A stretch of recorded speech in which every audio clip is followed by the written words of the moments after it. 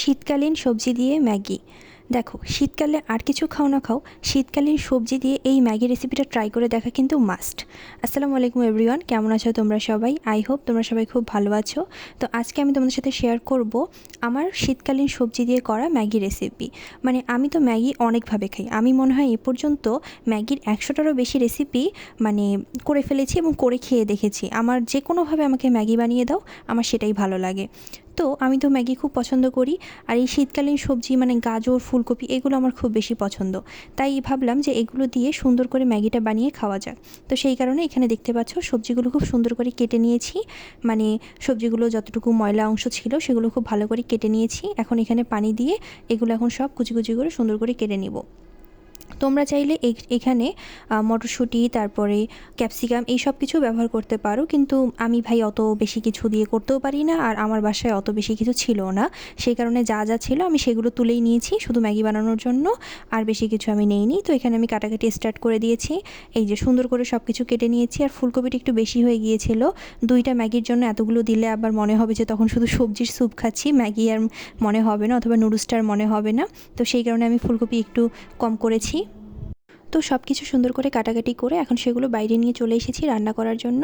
আর এখানে গ্যাসের চুলার উপর কড়াই বসিয়ে দিয়েছি। এখন কড়াইয়ের পানিটা শুকিয়ে গেলে পরিমাণ মতো তেল দিয়ে দিব। তোমরা যারা তেল একটু বেশি খাও বেশি দিতে পারো, আর যারা কম খাও কম দিতে পারো, অথবা তোমরা চাইলে এখানে বাটার বা ঘি সেগুলো ব্যবহার করতে পারো। তো তেল দিয়ে দেওয়ার পর আমি এখানে পেঁয়াজ এবং মরিচটা দিয়ে দিয়েছি। পেঁয়াজ মরিচটা কিছুক্ষণ ভাজা ভাজা হয়ে যাওয়ার পর আমি একে একে টমেটো, গাজর, ফুলকপি সব কিছু দিয়ে দিব। তোমরা চাইলে সব কিছু একসাথেও দিয়ে দিতে পারো, তবে আমি পেঁয়াজ মরিচটা একটু ভেজে নিয়ে তারপর এগুলো দেওয়া বেশি পছন্দ করি বা প্রেফার করি। তো আমি সেইভাবেই করি, তোমরাও চাইলে এভাবে করতে পারো। তো এখানে দেখো পেঁয়াজ মরিচটা প্রায় কিছুটা ভাজা হয়ে গেছে। এখন এই পর্যায়ে আমি একে একে টমেটো দিয়ে কিছুক্ষণ নাড়াচাড়া করে নেব এবং তারপরে গাজর এবং ফুলকপিগুলো দিব। তোমরা কারা এরকম শীতকালীন সবজি দিয়ে ম্যাগি খেতে পছন্দ করো অথবা পাস্তা খেতে পছন্দ করো, আমাকে কমেন্ট করে কিন্তু অবশ্যই জানিও। আর জানি অনেক দিন আমি ভিডিও দিতে পারিনি, অথবা আমি অনেক দিন ধরে খুব ভালো করে ইউটিউবের কাজগুলো করতে পারছি না। আসলে আমি বাসা চেঞ্জ করেছি, মানে আমি রংপুর থেকে কুড়িগ্রাম আমাদের নিজস্ব বাসায় চলে এসেছি, আমি এবং আমার পরিবার সবাই। তো সেই কারণে এই সব কিছু কাজে আমি অনেকটা ব্যস্ত হয়ে পড়েছি। তাই এখন রেগুলার ভিডিও বা শর্টস কোনো কিছু আমি দিতে পারছি না। তো সেটার জন্য আমি তোমাদের কাছে সরি বলে নিচ্ছি। তো এখানে তোমরা দেখতে পেলে যে আমি টমেটোটা দিয়ে দিলাম। এখন টমেটোটা দিয়ে আরও বেশ কিছুক্ষণ ভালো করে নাড়াচাড়া করে নিতে হবে। আর এখানে আমার পেঁয়াজগুলো একটু বেশি ভাজা হয়ে গেছে, আসলে ভিডিওটা করতে গিয়ে মানে আমি অতটা খেয়াল করিনি। তোমরা পেঁয়াজগুলো আর একটু কম ভাজা ভাজা রেখো, তারপরে টমেটোটা দিয়ে দিও। এখন এখানে গাজর দিয়ে দিলাম এবং তার সাথে ফুলকপিটাও দিয়ে দিব। তারপরে এগুলো একসাথে ভালো করে নাড়াচাড়া করব। আর হ্যাঁ, আমি কিন্তু এখনও পর্যন্ত কোনো মশলা দেইনি। এই যে এখন আমি এখানে মশলাগুলো দিয়ে দিব একে একে। প্রথমে দিচ্ছি লবণ। আমি এই সবজিটুকুতে আমি দুইটা ম্যাগি রান্না করব, তো সেই কারণে আমি পরিমাণ মতো সবজি নিয়েছি। আর এই সবজিতে আমি 1.5 চামচ লবণ দিলাম, হাফ চামচ হলুদ গুঁড়ো দিচ্ছি এবং হাফ চামচ মরিচের গুঁড়া দিলাম। তোমরা তোমাদের স্বাদ অনুযায়ী মশলাগুলো কম বেশি করে দিতে পারো।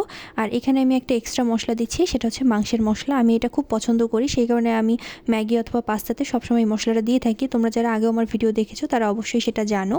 তো এখানে আমি হাফ চা চামচ মাংসের মশলাও দিয়ে দিলাম, আর খুব সামান্য একটু জিরার গুঁড়া দিলাম। এটা তোমরা চাইলে নাও দিতে পারো, আমার কাছে ছিল তাই আমি দিয়ে দিলাম।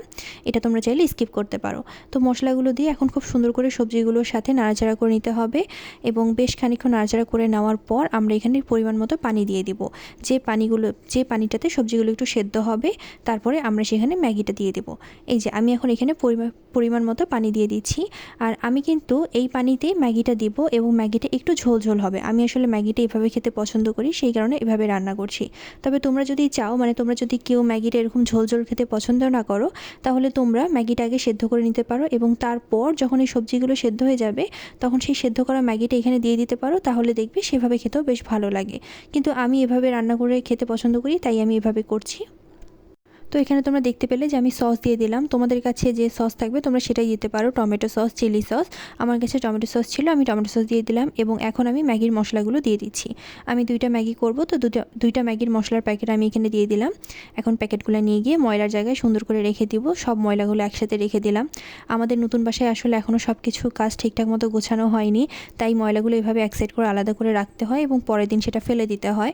এই যে দেখো সবজিগুলো যখন এতটা কুক হয়ে যাবে এবং পানিটাও যখন এতটা শুকিয়ে আসবে, সেই পর্যায়ে আমি ম্যাগিগুলো দিয়ে দিব। অর্থাৎ ম্যাগির প্যাকেট থেকে ম্যাগিগুলো, কাঁচা যে ম্যাগিগুলো সেটাই দিয়ে দিব এবং তারপর কিছুটা নাড়াচাড়া করে নেওয়ার পর ম্যাগিটা সেদ্ধ হওয়ার জন্য পরিমাণ মতো পানি আমি তখন দিয়ে দিব। তবে তোমরা চাইলে এরকমটা করতে পারো যে ম্যাগিটাকে সেদ্ধ করে নিয়ে এই পর্যায়ে সেই সেদ্ধ করা ম্যাগিটা দিয়ে দিতে পারো, তাহলে তোমাদের ম্যাগিটা ঝোল হবে না, অর্থাৎ ম্যাগিটা একটু শুকনো হবে এবং সেভাবেও খেতে অবশ্যই ভালো লাগবে। তবে আমি সেভাবে কখনো ট্রাই করিনি, তোমরা চাইলে সেভাবেও করতে পারো।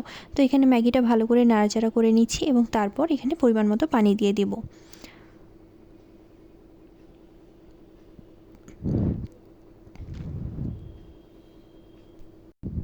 তোমরা যদি আমার চ্যানেলে নতুন হয়ে থাকো তাহলে চ্যানেলটাকে অবশ্যই সাবস্ক্রাইব করে দিও এবং ভিডিওটা ভালো লাগলে কিন্তু লাইক শেয়ার করে দিও। তো এখানে ম্যাগিটা সুন্দর করে নাড়াচাড়া করা হয়ে গিয়েছে। এখন আমি এখানে পরিমাণ মতো পানি দিয়ে দিচ্ছি, যে পানিটাতে ম্যাগিটা ভালো মতো সেদ্ধ হয়ে যাবে এবং পুরোপুরি রান্না হয়ে যাবে। তো আমার তো ইচ্ছা ছিল যে শুধু সবজি দিয়ে ম্যাগিটা করার, কিন্তু লাস্ট মোমেন্টে কেন জানি মনে হলো যে একটু ডিম দিই, তাই আমি উপর দিয়ে দুটো ডিম ভেঙে দিয়েছি সুন্দর করে এবং তার উপরে সামান্য লবণ দিয়ে দিয়েছি। সেটা তোমাদের দেখাতে পারিনি, এই যে এখন দেখিয়ে দিলাম। আর সবার শেষে সবার উপর আমি দিচ্ছি ধনিয়া পাতা। এই শীতকালীন সময়ে যদি ম্যাগি করি বা পাস্তা করি সেটাতে ধনিয়া পাতা না দিলে হয় বলো? এখন তো ধনিয়া পাতা দেওয়াটা মাস্ট। তবে হ্যাঁ, কেউ যদি এটা খেতে পছন্দ না করো তাহলে সে স্কিপ করতে পারো। তো উপর দিয়ে ধনিয়া পাতা দেওয়ার পর আরও বেশ কিছুক্ষণ জাল হওয়ার পর যখন পানিটা অনেকটা শুকিয়ে যাবে তখন আমি এটা নামিয়ে নিব সুন্দর করে। এই যে আমার ম্যাগিটা কিন্তু এখন হয়ে গিয়েছে, আমি এখন এটা সুন্দর করে নামিয়ে নিয়ে পরিবেশন করব।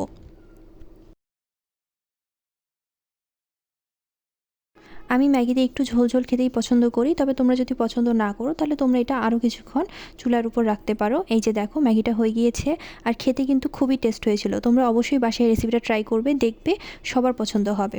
Okay bye, thanks for watching, like share and subscribe.